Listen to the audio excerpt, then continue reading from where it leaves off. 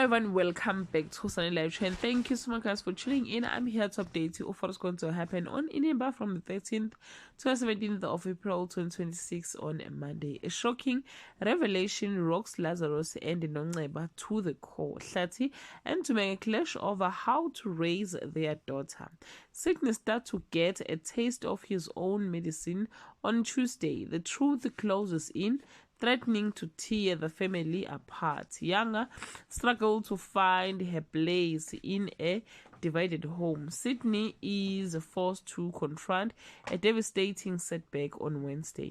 Zolega finds herself at the center of a growing storm as the past refuses to stay buried. Lazarus begins to question everything he thought he knew about his family. Mawetu makes a bold move that could change his future forever. On Thursday, tension rises as the truth edges closer to the surface. Hlati and Tumega struggle to stay united as cracks deepen. At home, Mawetu realizes that ambition comes at a dangerous cost on Friday.